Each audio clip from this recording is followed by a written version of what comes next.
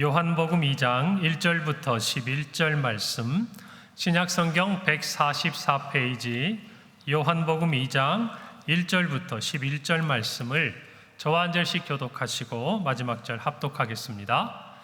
사흘째 되던 날 갈릴리 가나에 혼례가 있어 예수의 어머니도 거기 계시고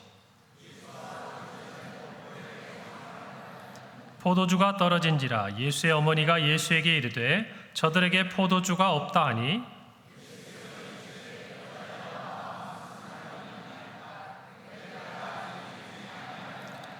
그의 어머니가 하인들에게 이르되 너희에게 무슨 말씀을 하시든지 그대로 하라 하니라.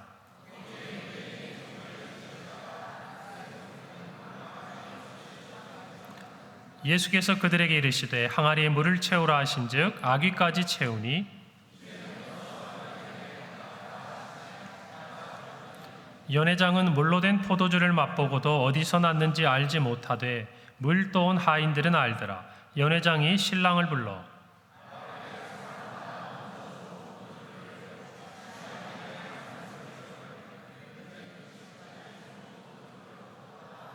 함께 읽습니다. 예수께서 이 첫 표적을 갈릴리 가나에서 행하여 그의 영광을 나타내심에 제자들이 그를 믿으니라. 아멘. 할렐루야. 무더운데 얼마나 고생하셨습니까? 아니에요? 감사합니다. 이제 열대야도 시작이 되고 이제 남부 지역엔 장마가 시작된 소식들이 들리는 걸 보니까 이제 여름이 됐어요. 우리 몸도 이제 정말 올 초부터 부지런히 올 12월이니까 이제 벌써 6월 절반이 온 거 아닙니까? 그 기간 동안 달려오느라 또 주 섬기느라 또 교회 사랑하느라 그리고 가정을 위해서 땀 흘리느라 참 애썼습니다. 아니에요? 여러분들에게도 이제 쉼이 필요한 시간이 온 것 같아요. 여러분, 그런데 진짜 뭐니 해도 참된 쉼은요, 우리의 영혼의 쉼이 찾아왔을 때, 할렐루야. 이 여름을 지나면서 몸은요, 무겁고 덥고 지쳐도 우리의 영혼은 소성케 되는 은혜가 있기를 바랍니다. 오늘 본문의 이야기는 아마 여러분 한 번쯤 들어보셨을 이야기예요. 물이 포도주가 된 사건. 오늘 본문은 요한복음에 기록된 7가지의 표적 중에 예수님의 첫 번째 표적을 이야기합니다. 몇 번째라고요? 첫 번째. 자, 그러면 7개가 뭔지를 한번 우리가 살펴봐야겠죠. 자, 한번 보시죠. 첫 번째는 오늘 말씀드린 대로 갈릴리 가나에서 물이 변하여 포도주가 된 거. 두 번째는 뭐예요? 가버나움에 있는 왕의 신하의 아들을 고쳐주신 사건. 이 본문 가지고 제가 설교했었는데 전에 기억 안 나시죠? 예, 감사합니다. 그럼 또 할지 몰라요, 다음에.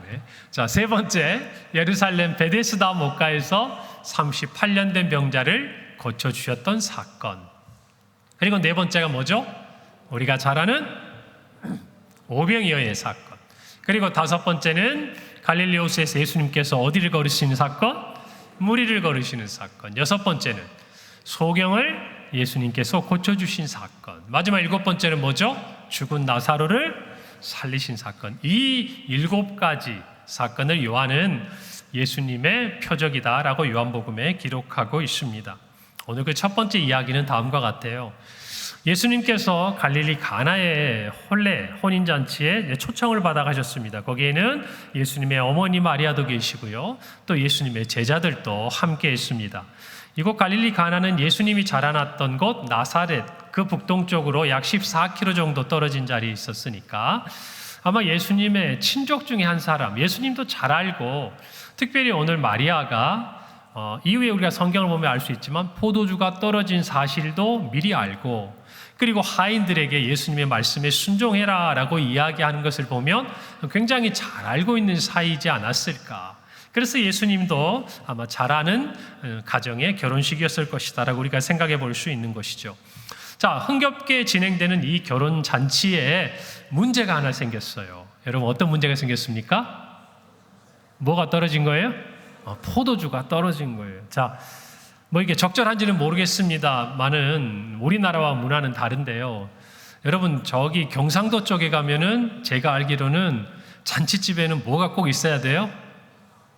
문어도 있어야 되고 또 몇 가지가 필요해요. 그 지역마다 좀 다른데 또 전라도로 가면 뭐가 있어야 잔치가 되는 거예요? 이건 잘 아시네. 홍어가 있어야 되고, 또 뭐 서울 경기 오면 뭐 여러 가지가 또 있겠죠. 여기는 이제 여러 가지 문화가 또 함께 있으니까. 여러분, 그런데 이 유대에 있어서 특별히 이 당시에 결혼식에서 가장 중요한 음식이 뭐였냐? 여러분, 포도주였어요. 포도주. 왜 그러냐면 포도주는 풍요와 기쁨을 상징하기 때문에 그래요. 여러분, 그래서 수확을 다 한 다음에 이스라엘 사람들이 포도즙 틀에다가 그 포도즙을 짜가지고 여러분 익혀서 묵혀서 뭘 만듭니까? 포도주를 만들어요. 그래서 이스라엘 사람들이 풍요롭다라는 것을 이야기할 때는 그들이 포도나무 아래에서 포도의 이 포도주를 마시고 취해 있는 이 모습이 그들에게는 가장 풍요로운 어떤 그런 것을 나타내는 하나의 모습이었습니다. 물론 많이 먹어서 실수하는 경우가 많긴 하지만 어쨌든 그들에게 이 포도주는요, 기쁨을 나타내고 즐거움을 나타내고 아주 중요한 음식이었어요. 그런데 잔치에 가장 즐거움을 표현할 수 있는 이 음식이 오늘 성경에 보니까 어떻게 된 거예요? 떨어진 거예요. 더군다나 그 당시에 결혼식은 한 일주일 정도 이렇게 계속 진행이 돼요. 그러면 계속 돼야 되는 이 결혼식인데, 그리고 그 당시에 결혼식은 아는 사람만 이렇게 초청하는 게 아니에요. 이 결혼식은 이스라엘 백성들에게 굉장히 중요한 하나의 예식이었기 때문에 그들 주변에 있는 많은 사람들을 일반적으로 초대를 합니다. 그리고 그 초대받은 사람은 특별한 이유가 없으면 가는 것이 우리나라 말로 이야기하면 예의였어요. 만약에 안 가잖아요. 그러면 적합한 이유가 없이 안 가거나 또는 작은 이유인데도 안 가는 것은 굉장히 무례한 것으로 여겨지는 그런 사회였어요. 여러분, 그런데 그렇게 왔는데 이 포도주가 떨어져 버렸으니까 여러분, 포도주를 어디서 지금처럼 막 사와가지고 할 수 있는 것도 아니잖아요. 굉장히 문제가 생긴 거죠. 자, 그때 예수님의 어머니가 누구를 찾아오냐면 예수님을 찾아오세요. 그리고 포도주가 떨어졌다고 이야기합니다. 그런데 예수님께서요, 약간의 뜻밖의 대답을 하십니다. 오늘 4절이에요. 이렇게 이야기해요. 예수께서 이르시되 여자여 나와 무슨 상관이 있나이까? 내 때가 아직 이르지 아니하였나이다. 좀 언뜻 들었을 때는 이게 어머니와 아들의 대화가 아니잖아요. 도움을 요청한 어머니에게 아들이 할 수 있는 적절한 대답이 아니잖아요. 자, 그런데도 어머니 마리아는 하인들에게 예수님이 말씀하신 대로 순종해라 라고 이야기하고 떠납니다. 과연 예수님은 그 뒤에 하인들에게 명령해요. 항아리에 물을 채우라. 이 항아리는 어떤 항아리냐면 이 유대 사람들의 정결 예식에 따라서 그들은 음식을 먹기 전에 그리고 먹고 난 다음에 꼭 뭘 해야 돼요? 손을 씻었어야 됐어요. 그게 정결하게 하는 거였어요. 여러분, 그러니까 이 혼인잔치에 온 사람들도 이 항아리에서 다 뭘 하고 들어온 거예요? 손을 씻고 들어온 거예요. 다 물을 떠서. 여러분, 이렇게 해서 그들이 정결 예식을 하는 이 돌 항아리가 6개가 있어요. 6개. 오늘 성경에 보니까. 여러분, 성경에 오늘 두세 통 들었다. 두세 통이라 하니까 일반적으로 오늘날의 어떤 도량형으로 따져보면 약간 70에서 100리터 정도. 그럼 6개면 여러분 한 600리터 정도 되는 양이 아니겠습니까? 자, 그 정도의 이 담을 수 있는 이 돌 항아리가 있는데 거기다가 뭘 갖다 채우라고 말씀하시냐면 물을 갖다 채우라고 말씀하세요. 그리고 나서 그 물을 놀랍게도 떠다가 누구에게? 이 결혼식을 모든 이 혼인잔치를 주관하는 연회장한테 떠다 주라는 거예요. 그러니까 이 연회장이 이 포도주를 마시고 오늘 성경이 뭐라고 그래요? 깜짝 놀랍니다. 이제까지 마신 포도주보다 가장 귀한 것을 이제 내주었다. 여러분, 물이 뭐가 된 거예요? 포도주가 된 거예요. 포도주가. 이 연회장은 몰라요. 아무도 몰라요. 그런데 누구는 물을 떠다 준 하인들은 그게 뭔지를 알아요. 그리고 예수님의 제자들도 그것을 알아요. 여러분, 오늘 말씀은 이 이야기를 기록하고 있습니다. 여러분 중에 성경에 대해서 많이 들어보신 분들 또는 그냥 오랫동안 신앙생활 하지 않아도 언젠가 한 번쯤은 들어봤을 만한 이 이야기. 여러분, 이 이야기를 들을 때 여러분 생각에는 뭐가 가장 먼저 생각이 드세요? 제가 한번 얘기해 볼까요? 어떻게 물이 포도주가 되지? 그게 가능한가? 여러분, 이 생각이 들지 않으세요? 성경에서 갈릴리 가나 하면 혼인잔치 하면 뭐? 물이 포도주가 된 사건, 막 공식처럼 우리의 머릿속에 이렇게 딱 기억되어 있다 그 말이에요. 여러분, 제가 성지순례를 갔을 때 저와 함께 했던 전도사님, 지금 목사님이 되셨어요. 개척하셔서 열심히 사역하고 계시는 목사님이 계시는데, 그 목사님이요, 거기서 포도주를 한 병 사는 거예요. 그래서 제가 그랬어요. 이걸 왜 사? 숙소 가서 한잔 하려고? 우리 얘기를 했단 말이죠. 아니라는 거예요. 왜 사냐 그랬더니, 이걸 가지고 한국에 가서 자기 그 담당하는 그 당시에 그 학생부 담당 전도사였거든요. 애들하고 이걸로 성찬식을, 자기가 갈릴리 가나에서 예수님이 물을 포도주로 만든 그곳에 포도주를 내가 갖다가 가지고 왔으니까 성찬식을 하자.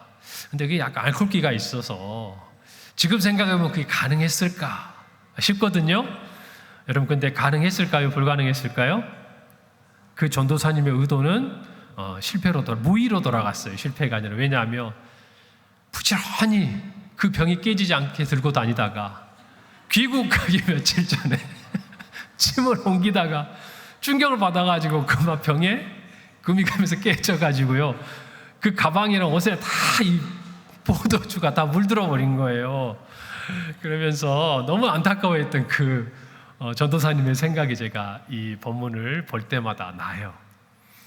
또 하나 제 마음속에 저는 어떤 생각이 나냐면, 제가 두 번째 표적에 말씀드렸던 왕의 신하에 대한 그 아들을 고쳐주었던 예수님의 그 두 번째 표적을 전에 설교를 하면서 예를 하나 든 게 있어요.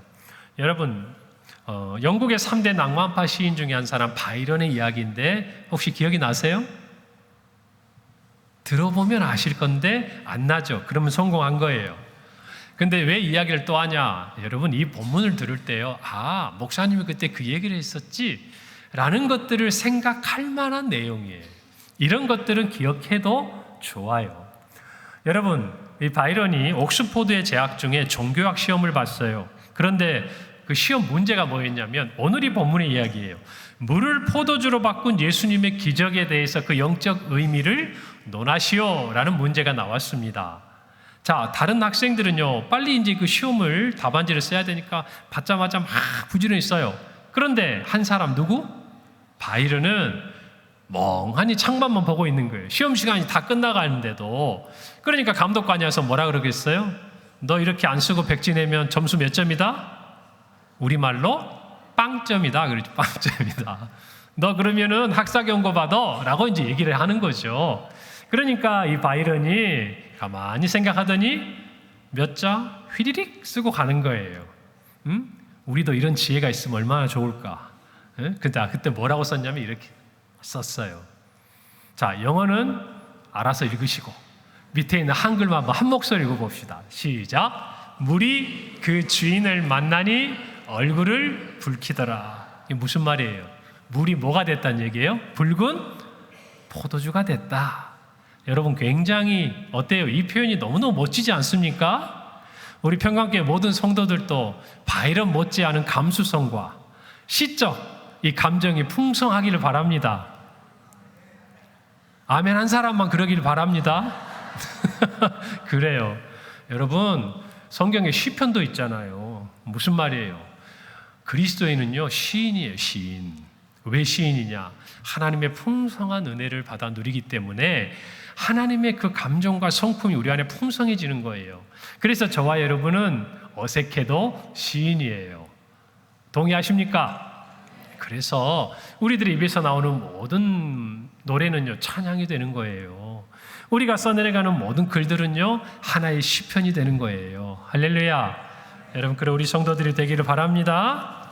여러분, 바이런의 답안지를 보면서 여러분, 뭐가 이렇게 눈에 딱 멋있다라고 느껴지세요? 야, 물이 포도주가 된 게 주인이 얼굴을 붉혔다. 얼마나 멋집니까?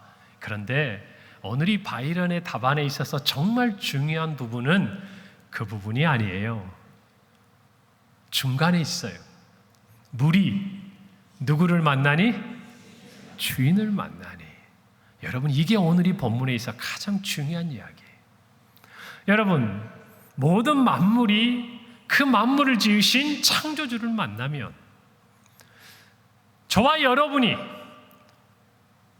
피조물로서 하나님의 형상을 따라 지음받은 저와 여러분이 그 주인을 만나면 우리의 삶에는 세상의 지혜로는 세상의 논리로는, 세상의 법칙으로는 도저히 설명할 수 없는 너무나 아름답고 놀라운 일이 일어나는 줄을 믿으시기를 바랍니다. 믿으시기를 바랍니다. 그 이야기가 성경의 이야기요, 그 이야기가 구원의 이야기요, 그 주인공이 그 주인을 만난 물과 같이 그의 얼굴을 붉히고 그의 인생에 이전에 경험하지 못한 새로운 변화를 경험한 사람들이 바로 예수 그리스도를 주인 삼은 하나님의 자녀요 그리스도 제자인 저와 여러분인 줄 믿으시기를 바랍니다.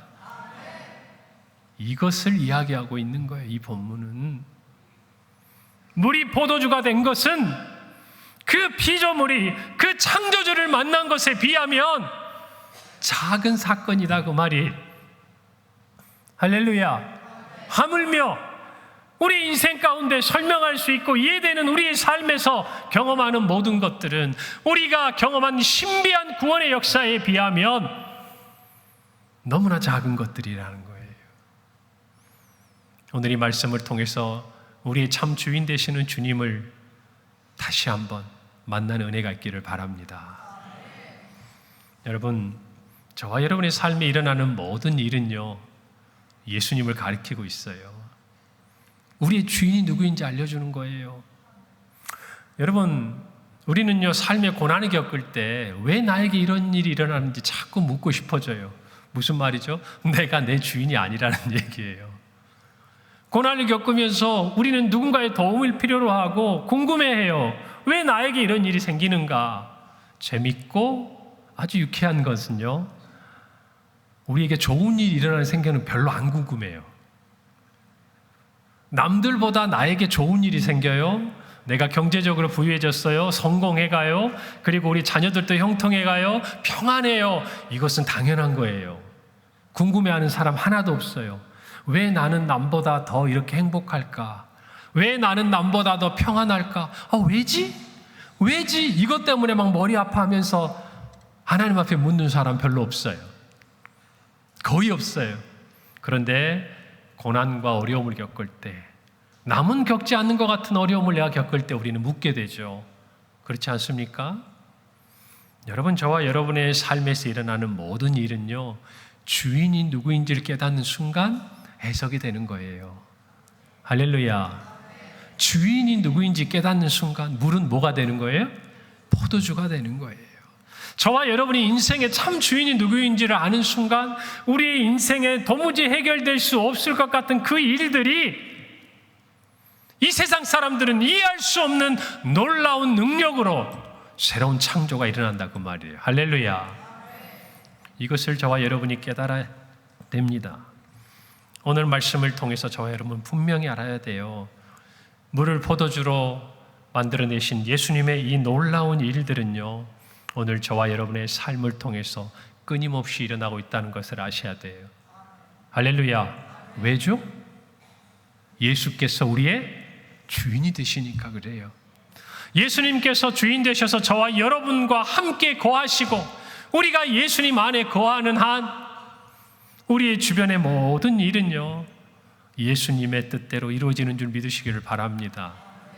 바랍니다.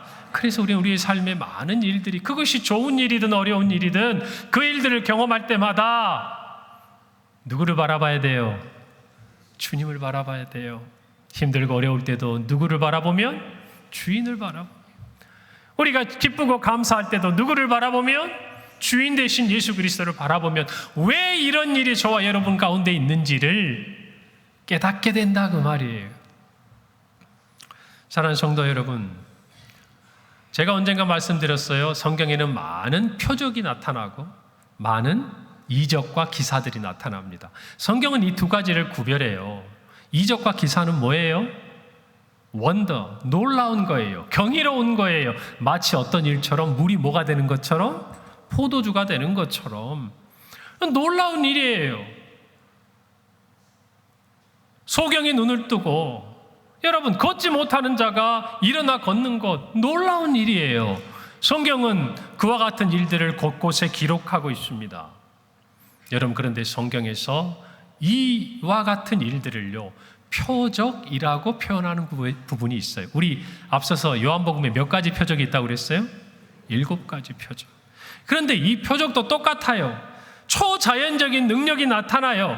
사람들이 깜짝 놀래요. 경외심을 갖고 경이로워요. 그런데 표적은 이적과 기사와 다른 게 하나 있어요. 그게 뭐냐면 그것이 가리키는 게 있어요. 현상이라고 한다면 이적과 기사가 이야 이런 일이 일어나다니, 표적은 그와 같은 일들을 누가 했는지, 그와 같은 일들을 왜 했는지, 그와 같은 일들을 통해서 무엇을 나타내고 있는지를 깨닫게 하는 것이 뭐다? 표적이다는 거예요. 그러니까 오늘 일어난 이 물이 포도주가 된 사건은 하나의 단순한 이적과 기적이 아니라 요한이 이야기한 표적이라고 얘기했을 때는 우리가 가장 눈여겨봐야 되고 주목해야 될 것은 물이 포도주가 된 사건이 아니라 이 일을 이루신 누구? 주님을 바라보는 거예요. 예수님을 바라보는 거예요. 또 하나, 왜 이런 일들을 행하셨는지를 바라보는 거예요. 그리고 또 하나, 이와 같은 일들이 무엇을 나타내고 있는지를 깨닫는 거예요. 여러분, 그것이 표적이에요.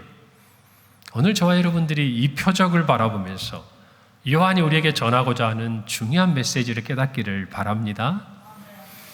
여러분, 이 일을 행하신 예수님이 가장 잘 알고 계시지 않겠어요? 여러분, 그 예수님의 말씀을 통해서 우리 함께 살펴봅시다. 오늘 예수님은 총 4마디를 하세요. 그런데 그 4마디 중에 마지막, 이제 이 물을 떠서 연회장에게 갖다 주라는 이 말씀 전에 3마디의 말씀을 가지고 오늘 우리의 참 주인이신 예수님의 마음을 깨닫고 또 우리 안에 주님이 행하시는 모든 일들이 어떠한 의미가 있고 뜻이 있는지를, 그리고 오늘 물을 포도주로 정말 변화시키신 예수님의 능력이 저와 여러분에게도 한결같이 임하기를 소망하는 오늘 이 말씀의 시간이 되기를 바랍니다. 오늘 예수님은요, 첫 번째로 이런 말씀을 하셨어요. 여자여, 나와 무슨 상관이 있나이까? 여러분, 무례해 보이는 표현 같죠? 그러나 여자여라는 이 표현은 언젠가 말씀드렸어요. 귀나이라는 이 표현은 아주 귀한 귀부인들, 여성을 굉장히 존중해서 부르는 말이에요. 그러니까 예수님께서 어머니를 그냥 한 여인처럼 그렇게 평범하게 부르신 것이 아니에요. 하대하신 게 아니다 그 말입니다. 여러분, 이 여자여라고 부르셨던 이 말을 예수님은 한 번 더 하시는 장소가 있어요. 그곳이 어디냐면 십자가 위에서였어요. 어디에서였다고요? 십자가. 요한복음 19장 26절에 이렇게 말씀합니다. 예수께서 자기의 어머니와 사랑하시는 제자가 곁에 서 있는 것을 보시고 자기 어머니에게 말씀하시되 뭐라고 불러요? 여자여. 보소서 아들입니다. 여러분, 예수님께서는요, 첫 번째 표적을 일으키시는 그 자리에서 예수님의 어머니를, 그 마리아를 뭐라고 불렀어요? 여자여 그랬어요. 그리고 예수님께서 이 땅에 오신 목적, 우리의 죄를 대속하시고 우리를 위해 십자가에 죽으시는 그 모든 사명을 완수하시는 공생의 그 마지막 순간에 자기의 어머니를 뭐라고 부르셨어요? 여자여 그랬어요. 여러분, 성경에 보면요, 예수님을 그 유년 시절은 별로 나타나 있지 않은데 딱 하나의 표현이 있어요. 예수님이 자라가시면서 그 키가, 그 지혜가 자라가면서 하나님과 사람들 앞에서 사랑스러워 가셨다. 여러분, 성경에 보면요, 예수님의 아버지인 요셉은 예수님의 탄생 이후에 기록에 나타나지 않아요. 그리고 예수님이 공생을 시작하시는 모든 과정에도 어머니는 나타나는데 아버지의 기록은 없어요. 그래서 성경학자들은 아마 예수님이 자라는 그 시기 가운데 아버지 요셉은 세상을 떠나고 예수님이 아버지의 쉽게 말하면 장남으로서 어머니와 형제들의 삶을 돌보았을 것이다 라고 이야기를 합니다. 여러분, 그러니까 오늘 어머니인 마리아가 포도주가 떨어졌어요. 그럴 때 예수님에게 와가지고 얘야 포도주가 떨어졌구나 얘기하는 것은 굉장히 자연스러운 거예요. 왜냐하면 그 당시에 남자에게 가부장적인 어떤 그런 사회 구조로 봤을 때 이 홀로 된 어머니인 마리아는 누구를 의지하고 살 수밖에 없는 거예요? 예수님, 아들 예수님 의지하고 사는 거예요. 그러니까 어려운 문제에 닥쳤을 때 예수님에게 도움을 요청하는 것은 자연스러운 일이에요. 그런데 이제까지 하나님과 사람들 앞에서 사랑스러운 하나님의 아들이었지만 한편으로 어머니의 아들이었던 이 예수님이 오늘 이 첫 번째 표적을 행하시면서 사람들에게 자기가 누구인지를 나타내시면서 어머니를 뭐라고 부르느냐? 여자라고 부른다는 거예요. 어머니가 아니에요. 어떤 의미가 있겠습니까? 이제 예수님은 한 어머니의 아들이기 이전에 이 땅에 오신 진정한 목적, 온 인류를 구원하시기 위한 구주요, 그리스도요, 메시아로 오셨다는 것을 어머니를 부르는 호칭을 통해 나타내고 있는 거예요. 이제 내가 가는 길은 한 어머니의 아들이 가는 길이 아니라 온 인류를 위해 십자가를 지는 하나님의 구원의 그 길, 그 하나님의 아들로서 그 길을 걷고 있다라는 것을 어머니를 부르는 호칭을 통해 이야기하는 거예요. 공생의 시작. 이 호칭에서 우리는 예수님의 참 모습을 알아요. 그분은 참 인간이셨지만 또 어떤 분이었어요? 참 하나님이셨어요. 그 하나님이 인간의 몸을 입고 이 땅에 오신 거였어요. 예수님은 그걸 나타내는 거예요. 그리고 나서 이어지는 한마디, 나와 무슨 상관이 있나이까?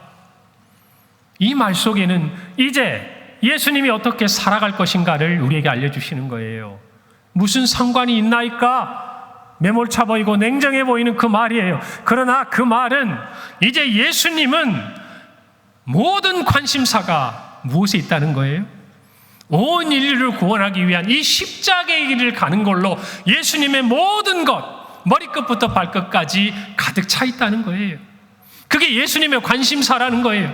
물론 이 땅에서 먹고 마시고 결혼하고 장가가고 하는 거 중요해요.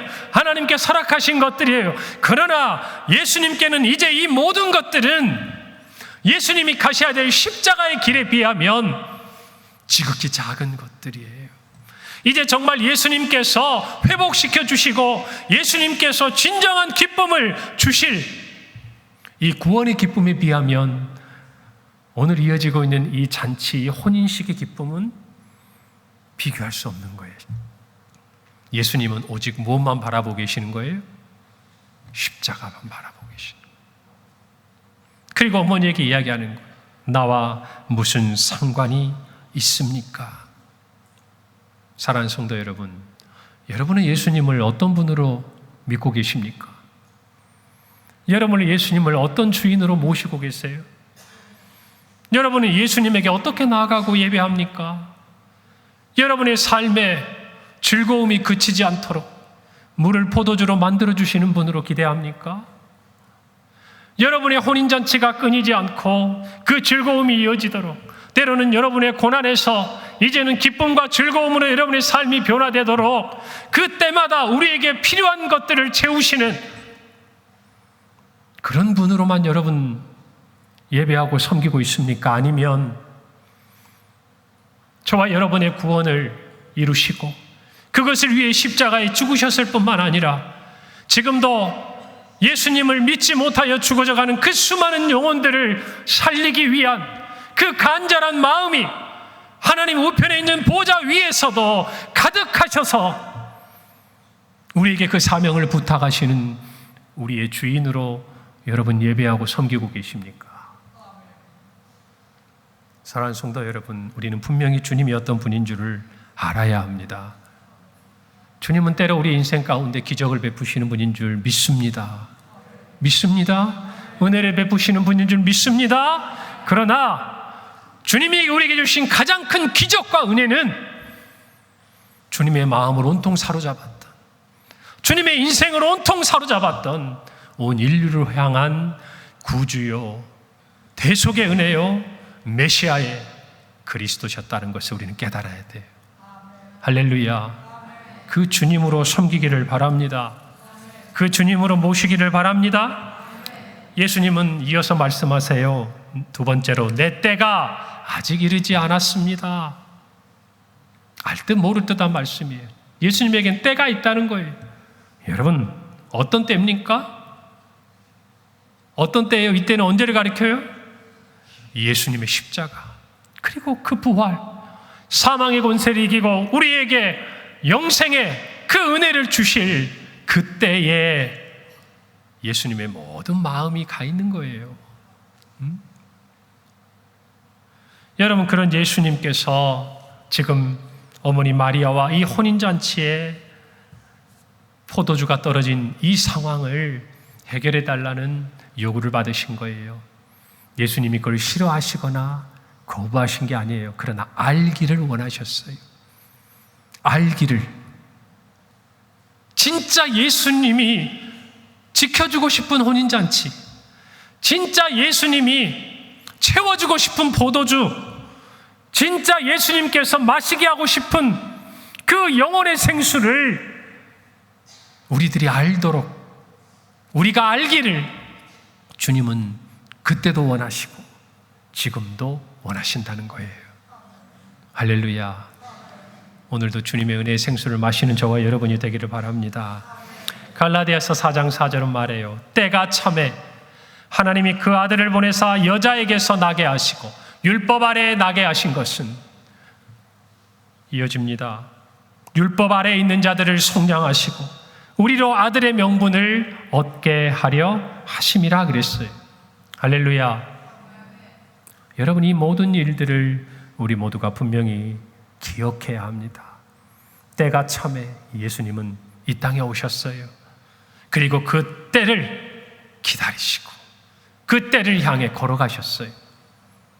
사랑하는 성도 여러분, 예수님은 왜 그 때를 향해 나아가고 계실까요? 왜 그 때가 이르기까지 자신의 능력을 드러내지 않고 감추고 계실까요? 이유는 하나예요. 저와 여러분을 위해서예요. 여러분, 예수님께서 십자가에 달리셨을 때 그제서야 우리는 우리의 생각을 다 내려놔요. 어떤 생각이요? 예수님께 기대하는 육체의 소욕을 따라가는 생각들. 아이러니하지 않습니까? 여러분, 단적으로 보여주는 사건이 바로 오병이어의 기적이에요. 여러분, 빈들에서 여자와 어린아이를 제외한 남자만 5,000명이 먹고도 12강주리가 남았어요. 무엇을 가지고? 보리떡 5개와 물고기 2마리를 가지고 놀라운 일이 일어났습니다. 여러분, 이것은 표적이라 그랬어요. 아까 확인하셨죠? 자, 이 표적을 봤으면 무엇을 주목해야 돼요? 누구를 주목해야 돼요? 예수님을. 여러분, 그런데 그들은요, 예수님이 아닌 물고기와 보리떡 그리고 12광주리를 주목해요. 요한복음 6장 15절이에요. 그러므로 예수께서 그들이 와서 자기를 억지로 붙들어 임금으로 삼으려는 줄 아시고 다시 혼자 산으로 떠나가셨다라고 기록합니다.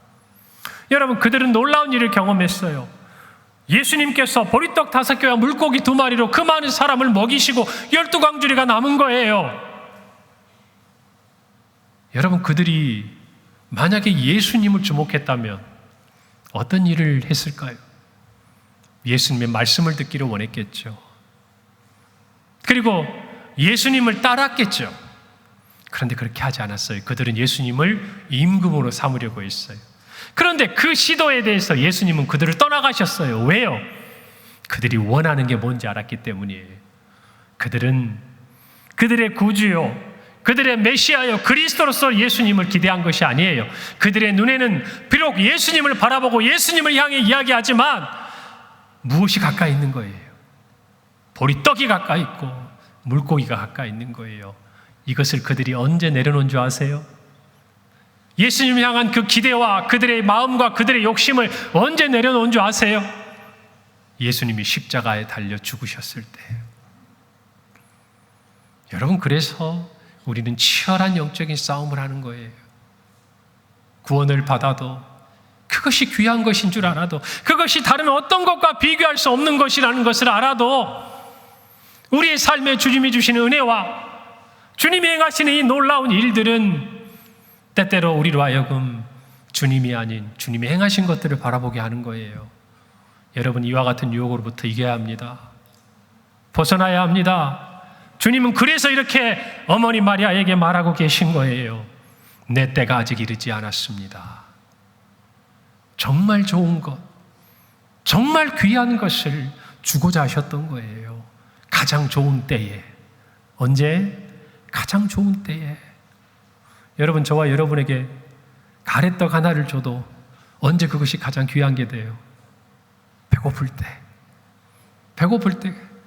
아무리 맛있는 스테이크를 줘도 그것은 별로 우리에게 감흥이 안 될 때는 언제예요? 방금 밥 먹고 나왔을 때. 여러분 중에 누구는 그걸 드시고 소화제를 드신 분도 계실 수 있겠다는 생각이 방금 들었어요. 그래도 스테이크인데.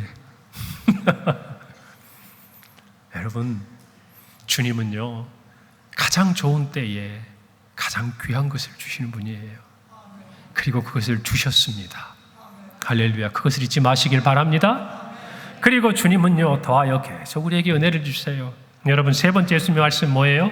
항아리의 물을 채우라. 저는 이 말씀을 대할 때 너무 위로가 돼요. 묵상하는 동안 그랬어요. 안 해줄 것처럼, 그냥 외면하실 것처럼, 모른 채 하실 것처럼 말씀하셔놓고, 그 어머니의 그 아들이죠. 아들의 그 말을 듣고 하인들에게 말씀하신 대로 해라. 모른 척 하실 것 같더니 하인들에게 말씀하셔요. 항아리의 물을 채우라. 하나님은 우리의 영혼의 양식만 주시는 분이 아니에요. 이 땅에 우리의 삶에도 풍족한 은혜를 주시는 분이에요. 할렐루야. 외면하지 않는 분이에요. 모른 채 하시는 분이 아니에요. 못 본 채 하시는 분이 아니에요. 저와 여러분의 삶에 더 귀한 것을 주시지만 우리의 인생 가운데 필요한 것들을 채워주시는 분이에요. 할렐루야. 그걸 아셔야 돼요. 그런 주님이셔서 우리에게는 참 위로가 돼요. 여러분, 우리는 하나님의 구원의 은혜만 가지고 사는 것이 아니에요. 그 구원의 은혜를 간직하고 우리의 삶에 채워주시는, 매 순간마다 우리의 기쁨을 지켜주시고 우리의 삶에 위로를 주시는 항아리의 물을 채워주시는 분이에요. 그리고 그 항아리의 물은 우리가 원했던 그 어떤 것보다 가장 귀한 것이 되도록 하시는 분이 하나님이에요. 연회장 이야기하잖아요. 지금껏 가장 좋은 포도주를 주었다. 우리는 포도주만 주셔도 감사한데 하나님은 100년, 200년 묵은 너무나도 귀하고 맛있는 포도주를 주신다, 그 말이에요. 사랑하는 성도 여러분, 우리가 하나님의 은혜를 기억하고 하나님의 뜻대로 살아가고자 할 때 하나님 우리의 삶에 때때로 이 항아리에 물을 채워주시는 은혜를 주십니다.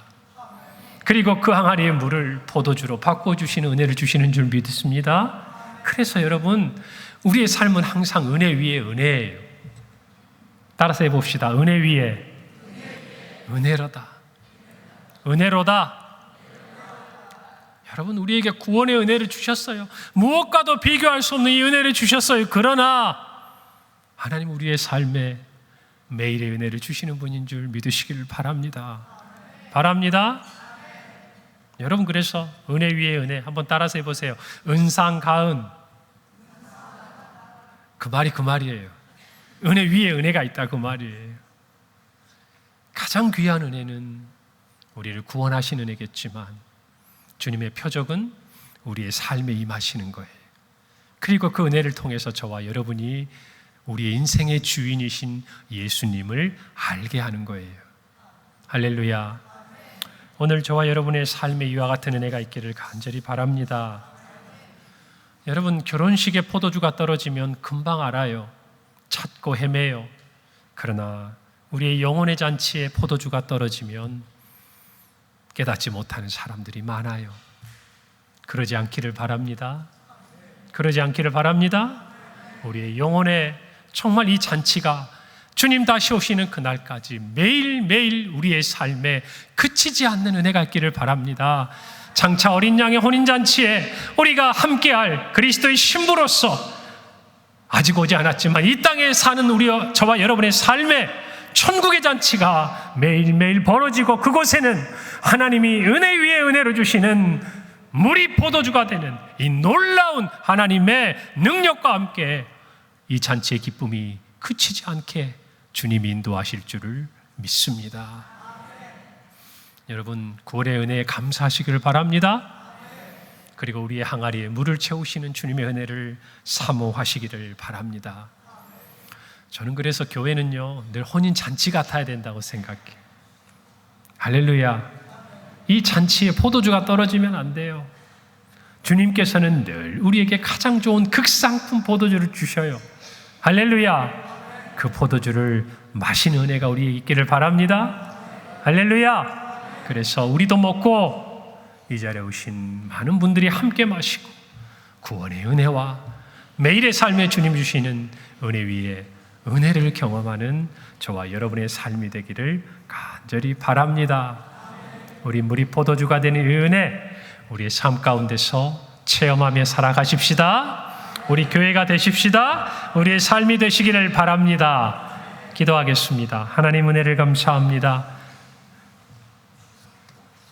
우리를 사랑하시는 주님, 우리를 위해 십자가에 그 고난을 당하시고 우리에게 가장 좋은 영생을, 우리에게 가장 귀한 은혜를 주신 것을 감사합니다. 그 은혜를 받은 자로 우리의 삶의 크고 작은 모든 순간마다 우리의 참 주인이신 예수 그리스도를 바라보고 오늘도 우리의 삶의 빈 항아리에 물을 채우시고 그 물이 포도주가 되는 놀라운 기적을 사랑하는 자녀들을 위해 아끼지 않으시는 주님의 그 은혜를 체험하는, 그리고 살아계신 그 주님을 만나는 우리 성도들의 삶이 되게 하여 주시옵소서. 예수님의 이름으로 기도합니다. 아멘. 우리 주신 말씀을 생각하면서 자리에서 일어나서